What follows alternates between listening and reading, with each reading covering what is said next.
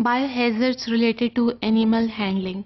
अगर आप एनिमल्स का इस्तेमाल अपने एक्सपेरिमेंट्स में करना चाहते हैं, then the first step is to take ethical committee approval, then use animals in your lab.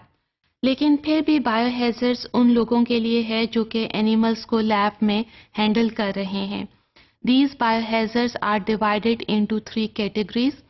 First one is the physical injury, second zoonosis, and the third is asthma or any other sort of allergies. Now first let's talk about the physical injury. अगर worker को या researcher जो कि animals को handle कर रहा है उस पे उसकी स्किन किसी तरह इंजर्ड है due to any sort of injury, burns, या एनिमल ने खुद स्क्रैचेस डाले हैं या बाइट किया है, then in such conditions micro organisms such as bacteria, viruses, parasites, fungi, they can be transmitted from the animals to the human beings.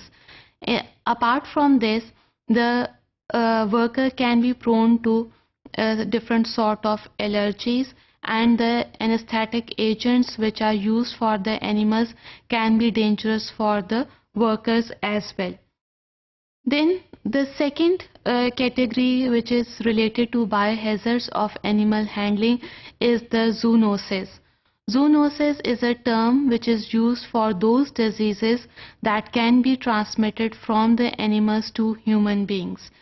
And the diseases are known as zoonotic diseases while the process is known as zoonosis. Let's take an example of Q fever that can occur in cattle, goat, cow, sheep, and this Q fever can cause nausea, headache, respiratory distress in animals. So if workers, scientists or researchers are making use of such animals, then they must be vaccinated against Q fever.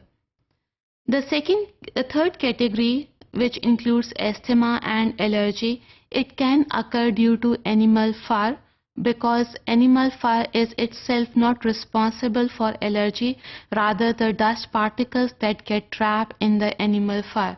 Then animal scale, animal feces, urine, they all are responsible for causing allergies or asthma.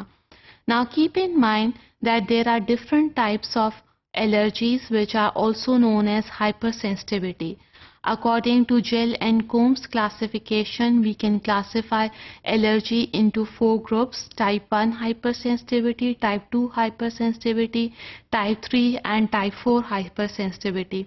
Now the allergies which are caused by animal fur, scale, urine, feces, they belong to type 1 hypersensitivity, in which the allergen binds to the immunoglobulin IgE.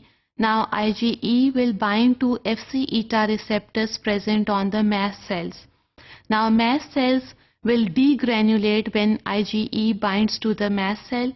Once the degranulation occurs, histamine and other pharmacological substances will be released from the mast cells and the symptoms of type 1 hypersensitivity occurs.